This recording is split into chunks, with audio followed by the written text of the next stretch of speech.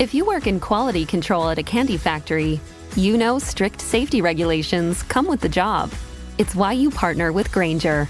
Grainger helps you find the high-quality and compliant products your business needs to inspect, detect, and help correct issues.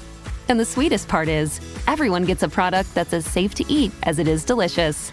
Call 1-800-GRAINGER, click Grainger.com, or just stop by. Grainger, for the ones who get it done.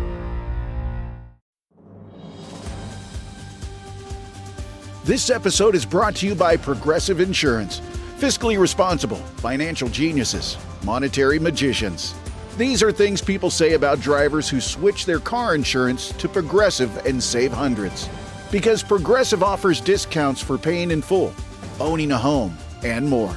Plus, you can count on their great customer service to help you when you need it, so your dollar goes a long way. Visit Progressive.com to see if you could save on car insurance. Progressive Casualty Insurance Company and Affiliates. Potential savings will vary. Not available in all states or situations. When you think about businesses that are selling through the roof, like aloe or skins, sure, you think about a great product, a cool brand, and brilliant marketing. But an often overlooked secret is actually the businesses behind the business, making selling and, for shoppers, buying simple. For millions of businesses, that business is Shopify. Nobody does selling better than Shopify. With Shop Pay, that boosts conversions up to 50%, meaning way less carts are going abandoned and way more sales happening. So if you're into growing your business, your commerce platform better be ready to sell whatever your customers are scrolling or strolling on the web, in your store, in their feed, and everywhere in between. Businesses that sell more, sell on Shopify. Upgrade your business and get the same checkout Skins uses. Sign up for your $1 per month trial period at shopify.com/Westwood1, all lowercase. Go to shopify.com/Westwood1 to upgrade your selling today. Shopify.com/Westwood1. What's up, family? Gerald the Bossman here. You're tuned into the Bossman Show on AM 1010, AM 1430, 1055 The King. Check The King out at 105theking.com and the Bossman Show at bossmanshow.com. Hit me up on Instagram, The Bossman Show, Twitter at Bossman Show, and Facebook, Bossman Show. It's the Bossman on your radio. Listen to The Bossman Show with your host, JR, Saturdays at 9 a.m. right here on AM 1010, The King. What's up, good people? BetOnline is your number one source for all your betting needs. The latest odds, lines, and matchup reports for baseball, boxing, golf, and more.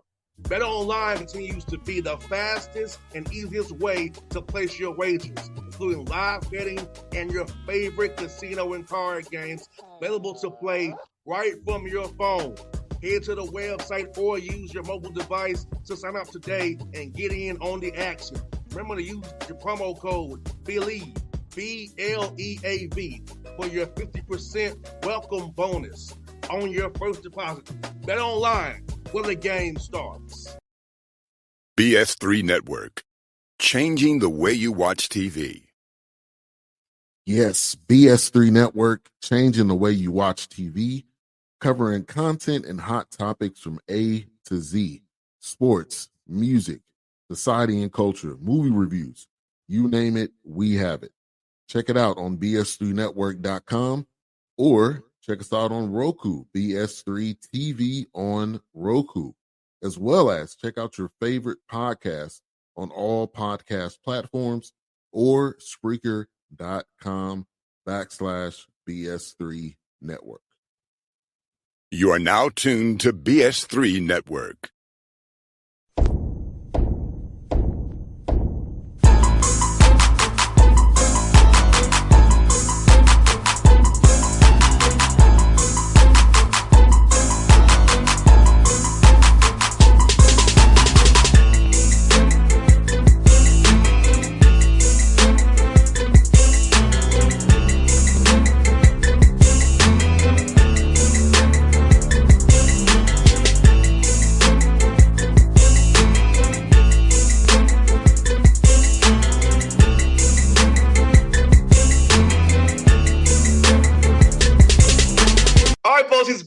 the show, a good friend of the show, Coach Mike Magpayo, we're on the Bossman show. They were the Fordham Rams. He goes back to New York City where he was once at Columbia. Now he's back in the city. Coach Mike, how you doing, brother? Good to talk to you again, man. I'm good, man. I'm good. We're here on the hustle. We've got a full staff now. We've it looks like we've built nearly our whole roster. So we're looking to see what we can do here in the Boogie Down Bronx, brother. I hear that, man. Coach Mike, I ask you, man, you had success at Riverside, 89 wins, 63 losses. So what about the opportunity to really sit out to you and your family to want to make the jump to Fordham here and see what you can do with this program in a city you've been in before? Well, first of all, I do love New York City. I met my wife here when I was coaching at Columbia in 2013, so that was a big part of the attraction to it. But also just to it's a bigger stage. It's the Atlantic 10. See if we can scale up and do what we did at UC Riverside here in the Atlantic 10. A very similar job in that both programs, like before we got to UC Riverside and now that before we've gotten here to Fordham, hadn't had much success. 3 winning seasons in 30 years here at Fordham. They had 1 winning season in 2 decades at UC Riverside. So see what we can do here in the Atlantic 10 on a bigger stage. We're going to be walking into Dayton, St. Louis, these big arenas like Loyola Chicago, the big stages like VCU. So I was really ambitious and eager to see what we got and see how our system and program fares against those kinds of teams. And Coach Mike, how important is it this summer here to build that cohesion and chemistry, building a whole new roster from scratch here and trying to get these young men to be on the same page so you don't do so much catch-up work from fall semester in August leading to November 3rd? It's huge, man. I mean, the last 2 months we were building the roster, right? And so we will have 12 new players. So if you're asking me how important this summer is, it's going to be hugely important. So the good news is most all the staff I've worked with before in some capacity in some way. We brought a couple guys from UCR. I got a guy named Derek Phelps who I worked with at Columbia and University of San Francisco, and then 3 players from UC Riverside are coming along that'll help with the continuity. But this 6.5, 7 weeks that we'll be together in the summer is humongous. Like we have to build that continuity, like you're talking about, implement our offensive and defensive concepts, and also just I'm kind of looking at it as a discovery. See what we really have. I mean, I like what we've recruited. I like how we've built and constructed this roster, but we really got to see what we really got together and kind of see how all the pieces of the puzzle fit. I'm curious about this, Coach Mike. You have a lot of international players on your roster. So talk about how tough it is to recruit international kids from getting them in school with visas, stuff like that. How hard is it? Because I don't think fans understand how hard it is getting international kids in school more than a domestic kid in the summertime. Yeah, it's luckily for me, in all of my places that I've been, where there's University of San Francisco, Columbia, and at UC Riverside, we've always had international flavor to our program. And at UCR, it was a lot of Australians, and we brought 2 Australians and a German. Those are the 3 players I'm bringing with us to Fordham. But the good news is Fordham. The athletic department is built on international players. A lot of the coaches, the water polo, the soccers, they have a lot of international players on the team. So, but yes, it is and that's one of the main things I have on my board here as our to-do list as a staff is just getting their I-20s all set up. As stuff is going on politically with the immigration stuff, some of that's kind of getting on our radar and hoping that it doesn't affect us. We kind of went through this challenge during COVID because they were very strict with certain countries. So you got to be agile. You got to be able to move and make sure that you get these guys here. It is a big deal, especially if you're building. I think we'll have 6 international players, 3 Australians, 1 German, 1 French, 1 Japanese. So we're going to be on it and making sure that we have a team. We got to field a team come November 3rd. But hopefully we get them all here this summer. And Coach Mike, how cool is it for diversity purposes, like to have the guys different backgrounds? And because I feel like for me, going to school, I got to meet the people with different backgrounds I wasn't exposed to as a kid. So think about how cool it is for young men to come together on the sport and get to meet people with different backgrounds, learn about different cultures, and learn about, change your mindset about how things really are outside of your little bubble that you grew up in. Oh, for sure. I mean, if you were to come visit us, JR, here in the Bronx, it's a melting pot just here. I mean, we have this university that's enclosed, and then you're surrounded by Italians, Irish, Puerto Ricans, Dominicans. We're just here in the Bronx, and it's a melting pot. And where I grew up in Los Angeles, it was the same. And I'm, obviously a very rare, unique breed in that I'm a Asian coach, and in this college basketball world. There's not a ton of us. So I definitely take a lot of pride in that. I think it's really, and I'm really excited for my kids, my 4-year-old and 3-year-old to just experience New York City and the melting pot that it is. So I think that it's good for our team to kind of, I guess, align with the culture around us here. And I love having diverse points of view and personalities. And we always say this on the recruit. I accept all personalities. Some guys are going to be louder than others. Some guys are going to be different in a lot in culture, and so we really do want all kinds of different personalities, and we want that character that to shape our character of our team.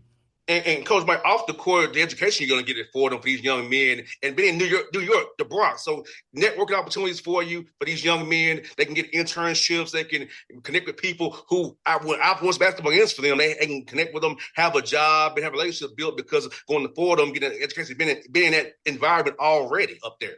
Oh man, first of all, it's a top 100 university in the country. So you're getting a high academic. I mean, this campus is like an Ivy League campus. It's beautiful, it's gorgeous. But just New York City in general, I think New York City attracts the best and the brightest. I think it's the greatest city in the world. And it's like even yourself as you've maneuvered and done a great job in your business world and what you've done. You know how important these relationships are. I mean, we've had internships being offered already. I'm like first summer, I'm trying to stop them from doing too many internships just because we do need to focus in on and have a great 6 weeks together. But, like the name on the football field here is the owner of TD Ameritrade, the owner of the Giants. John Mara is a Fordham alum. I mean, there are Mike Breen, the guy who does the, as you know, does the broadcast. There's a very powerful TV and radio division here that comes out of Fordham. So there's a lot of great talent, and there's a lot of powerful alums, and I think that's a big part of why we think that Fordham can grow into something great. And Coach Mike, with so many great schools up there in the New York City area, talk about non-conference schedules, maybe trying to get some of these regional rivalries going again and kind of saving on money in the budget by staying right, which is playing quality in the area right there, which you got so many of them. Man, I would love to, I know everybody keeps asking me that. Two of my best friends just got the jobs at Columbia and Iona, respectively. Kevin Hovde at Columbia, who I worked with at San Francisco and Columbia, and he just won a national championship with Florida. And we're not playing them this year, but my other great friend, Dan Giroux, who I worked with at Campbell, he's now the head coach at Iona. And actually, we're going to be playing a home and home against each other, so that's now scheduled. And I would love to play Coach Pitino. I know Fordham played him last year, but I wasn't here, so I just got a ton of respect for him. And I would, we're hustling down trying to play UConn, Villanova, any of them that'll play us right now. We're a little late to the game trying to put this schedule together, but I think you can count on us playing some of these. Like we play Manhattan as well. That one's not announced yet, but it's we'll be looking for these. I love the like you said, the driving distance. And I would love if we could get something like Philly's got going, like the Big Five, just all of us playing each other, and just as the Knicks get really good, and hopefully, and St. John's is really good. Hopefully, the rest of us come along in New York City as well. And yeah, hopefully playing at the Garden too. I always love when the Hawks play at the Garden. That's what I want, man. It's all about the Garden. We were talking about that yesterday, and I think that's going to be the attraction. Hopefully, if we get Fordham to relevancy, which is the plan, we'll hopefully be doing home and homes. But I think they'll want to come to New York City if we can, build a program that is worthy of playing in the Garden every year. 100%. And Coach, let me ask you, man, about recruiting now, since it's how with the portal and the NIL, how has it changed for you to kind of do speed dating these guys? You got to talk to the coaches, but really you have to look at these film on synergy, you look at highlight film and kind of make a determination. How has it been to try to speed date these young men to figure out who's the right fit for the program and not just don't they have the right mindset about it, or is it about themselves? So talk about that change in recruiting here with the portal and the NIL that's taking over here now. It's wild. It is wild. The 2 months now when the portal opens March 24th, all the way through just about 2 weeks ago, that is a wild time, and especially here when we were in transition. And like I said, we had to get 12 new players. It was pretty intense, and that used to be the break for college coaches, and it is no longer. It is probably the busiest time of the year, to be honest, just because. It depends, but I think that 50% of college basketball nearly was in the portal. That's how many people were transferring. So Right now, there's no guardrails, so it's the wild, wild west out there. But it's very important. And so not only just to figure out what you can attract and you're trying to get, we try to build this and I don't even call it recruiting anymore. I call it roster construction because NIL is a factor in it. And all these guys are looking for different things, whether it's NIL, whether it's opportunity to play. Most of them want like the complete package. But we're on our side are I looked for efficient players. That's what I was kind of going for and building this roster. I would, we got enough size, height, but we couldn't get maybe exactly what you want. And that's the thing is like what your NIL package is definitely going to impact. I'm not the Dodgers. We were just talking about the Dodgers. We're more, maybe we're more the Braves. We're not like the lead. We're not the A's, but so well, we're not the Dodgers. We're not the Mets. We have to be really strategic. And even if you did have that, even if we were the Dodgers, though, I would still be really strategic about who we're selecting and then once you find out, okay, this guy is an efficient player who fits what we're looking for, position wise or whatever, as you're putting the piece of the puzzle together. Now it's also about character. That still matters, and that's where the recruiting part still matters. That's where it's like two different buckets.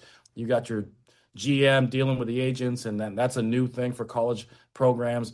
And then we're still recruiting character and attitude and work ethic, and that's really important. So we definitely vet as best we possibly can, talk to everybody in their circle and see if they're the right kinds of guys. So that is the challenge, but it's no different than when the Hawks are trying to attract talent, they still want to make sure they're getting great guys, and so it is very much a professional model in that sense.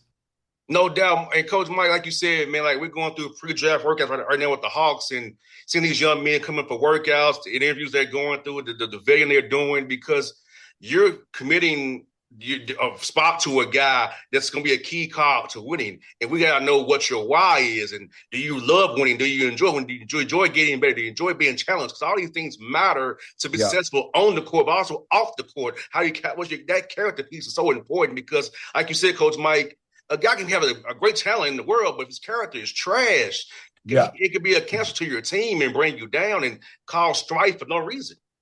Yeah, it's such a different, and these 18 to 23-year-olds will say are kind of learning on the fly here that this is, I say this to them. I say, I want you to think of this as if you're signing your first professional contract with the New York Knicks, or you're signing a two-way contract with the Knicks G League team or whatever, or the Atlanta Hawks. It really is the same thing. And they need to start, the student athletes are starting to wrap their heads around like these universities are just like the Hawks. We're investing this much, whatever X in you, and we expect that you're going to handle yourself like a professional in every aspect on and off the court. Because like when you're with the Hawks or the guys that make it in the NBA, they value professionalism. And when they say professional, like you say you want to be a pro, it's not just like you get to be a pro and be in the NBA. It's like how you take care of your body, you show up on time, how you deal with the community and take care of the Atlanta in general, for instance, or something. And for us, it'll be like the Bronx and doing things on campus. So it's trying to get these guys to understand, like, okay, it's not just the same old status quo. You are a professional, and we expect you to act like that. Yeah, it's so important, Coach Mike. I think for me, I'll tell you about my father offline, but my father was a coach, so he's a high school coach. So I had the cheat code. I was the son of a coach. He could instill these things in me because when I played, I knew I was better at football. In baseball, that was a basketball. But in basketball, I knew what my role was: to defend, shoot threes, and rebound. And I think young men sometimes don't want to accept their roles or who you are. Know who you are as a player. And I knew as a basketball player, I was a shooter and a defender and somebody who hustled. I wasn't going to be the guy, what I'm saying? With the ball. Isn't that everything? I mean, that's kind of the magic potion of I was talking to one of one of our soccer coaches here, and he had won a national championship a couple years ago at the D2 level. But isn't it that everything? It's just like, can you get everybody to accept their roles? It's and do it at a high level, and really that's what coaching ends up coming down to. Especially it's no different. It's whether they were getting NIL or whether they weren't. It still comes down to everybody wants to do this. Well, the basketball's full of guys. We need defenders. We need rebound. Lou Dort's got a different role than SGA, and got a different role than Hartenstein's got a different role than Chet Holmgren. Like completely different roles. And it's like, can you get everybody to buy into that? And that's really if I wish I could bottle it up, because like that's why I always say coaching is an art. It's not a science. It's not just an equation that you get to just pop pop pop. Like there's so many. It's people management and trying to figure that out. So you nailed it. Coach Mike, my dad used to tell his players, be a star in your role. If you master star in that role I give you, then we can consider other roles for you. Master the role I give you initially, then we can discuss graduating you to another role. So you tell us players all the time. Hey, you really did have a cheat code having your dad as a coach. I mean, any coach's son I always try to recruit those guys because they're made of the right stuff and they really understand it. 100%. Coach Mike, what's funny? We're talking about the Dodgers and our Braves, man. Y'all beat us 5 times this year already. We got you last Have game we? in Atlanta. Yeah, I'm so spoiled. It was back in May. I'm so spoiled because we have a World Series now. I don't even pay attention. Well, I did pay attention this last series of the Mets and the Yankees, I guess. Yeah, you guys got to get above 500, so I start to fear you guys a little Coach bit. Mike, now I have a World Series ring from when I was a kid. Oh, yeah? I was the Braves bat boy. No way. Yes, in '95. Yes, I was the Braves And you got a ring? Yes. Oh, my God. And that's the how many World Series they have? Two in the last 30 years?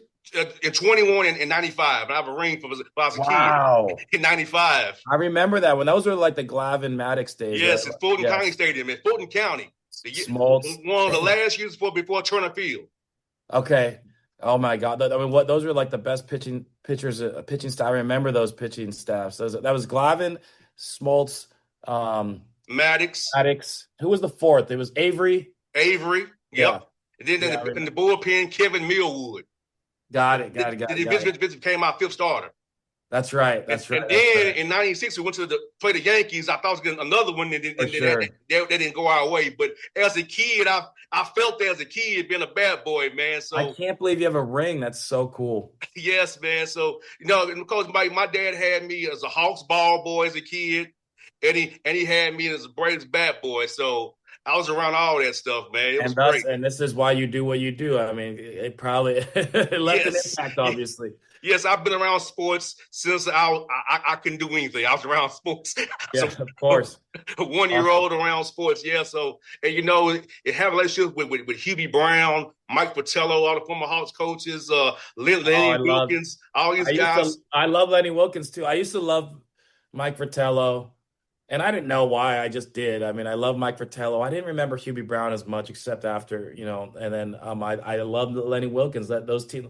Because Lenny Wilkins, was that the Dominique Wilkins era as well? And Spud Webb was in there a little bit, but I remember I felt like Lenny Wilkins and Fratello both had some good teams. Now the Hawks ball boy side, Coach Mike, I was on the visitor side. Okay, gotcha. Yes, that's cool. By design, so I can meet all the players. I mean, you're meeting everybody back then. That means you're meeting like Magic, Michael, Larry Bird, Drexler, Elijah Wan, Shaq, Penny Hardaway was a young dude. So, and they would all tip us well, give us stuff. I have so much memorabilia from being a Hawks ball boy, from being on the visitor side at the old Omni. So that's your number one then, the Hawks. Yeah. Of all the Atlanta teams, is that your number one? I was at the Hawks, then the Braves, and the Falcons. Okay. Then from there. Wow. Okay, wow. Yes. Awesome. Yeah, so I'll tell you what, man, that's my experience has been great, man. And I'll tell you a quick story. People don't know this, but the Atlanta Hawks used to practice at Morehouse College before they had a facility. Okay. They practiced at Morehouse College. Wow. Down the street from where I grew up at. Things have changed, huh? Yes. NBA is a little wealthier now. Yes, you got there right, Coach Mike. I said basketball's been great to me. Sports been great to me. Same as been great to you, man. And let's talk about that, Coach Mike, about just how this game that we both love. It's been so that it gives you so many opportunities to meet people and just grow as a person and just really impact people. Man, I'm super blessed and very similar to you. My dad he worked at CBS Sports for 40 years. And he actually won an Emmy Award in 1983 when Jimmy Valvano beat the Elijah Wan and Drexler, the Phi Slamma Jamma, and they upset him in that NCAA tournament in Albuquerque. And my dad won an Emmy for like best video production with CBS. And those are like some of my first memories. And it's kind of why I fell in love and with basketball and college basketball in general. But Filipinos love basketball, so that's our national sport, and it's just kind of ingrained in us growing up. And obviously, I'm blessed. My wife and I talk about it all the time. Like these are it's challenging to be a coach, obviously, and you always have a risk of getting fired. I'll probably get fired one day, but so far so good. We've managed to do a great job at UCR, and we've been lucky to live in New York City and San Francisco, and had a great time in North Carolina when I was at Campbell for those 3 years. And my buddy just got the job there, John Andrzejczyk. And then now back to New York City after being home for 7 years in Southern California. So it's a blessing. I mean, I'm excited, like I said, for my family to experience it, and my two young sons to get this experience of just traveling in a different culture and trying to build this next basketball program. And this community already has been spectacular here at Fordham. They want a winner so bad. New York City loves winners. Like, I went to the Knicks game, their closeout game against who they beat before Boston. Yes, and it was just, and I was a Lakers season ticket holder back in 2008 to 2012. And Knicks was it was wild. Every basket, it was electric. And so, and here at Fordham, it's not that they want a winner bad. And if we can get this thing rocking, Rose Hill Gymnasium, this gym here will be going crazy. And so, I've been really fortunate, and hopefully it keeps going. Hopefully it's just the start of a career and start of a program for them that builds into a big time winner in the A10. I hear that, Coach Mike. Well, I'm hoping it happens for you, man. I hope we're talking again in March, man. We go to the big day. Yes. We have a chat in March before you get Sunday. So I hope it happens for you, man, because you're a heck of a guy, man. I love the way your teams play, man. I know you do a good job at Fordham. They're blessed to have you, man. Thanks, JR. Thanks, brother. Appreciate you. Anytime, man. BS3 Network. Changing the way you watch TV. Yes, BS3 Network, changing the way you watch TV, covering content and hot topics from A to Z, sports, music, society and culture, movie reviews, you name it, we have it. Check it out on bs3network.com or check us out on Roku, BS3 TV on Roku, as well as check out your favorite podcast on all podcast platforms or Spreaker.com/BS3 Network. You are now tuned to BS3 Network. What's up, good people? Bet Online is your number one source for all your betting needs. The latest odds, lines, and matchup reports for baseball, boxing, golf, and more. Bet Online continues to be the fastest and easiest way to place your wagers, including live betting and your favorite casino and card games available to play right from your phone. Head to the website or use your mobile device to sign up today and get in on the action. Remember to use the promo code BELIEVE, BLEAV, for your 50% welcome bonus on your first deposit. Bet Online, where the game starts. What's up, family? Jared the Bossman here. You're tuned into the Bossman Show on AM 1010, AM 1430, 1055 The King. Check The King out at 105theking.com and the Bossman Show at bossmanshow.com. Hit me up on Instagram, The Bossman Show, Twitter at Bossman Show, and Facebook, Bossman Show. It's the Bossman on your radio. Listen to The Bossman Show with your host, JR, Saturdays at 9 a.m. right here on AM 1010, The King.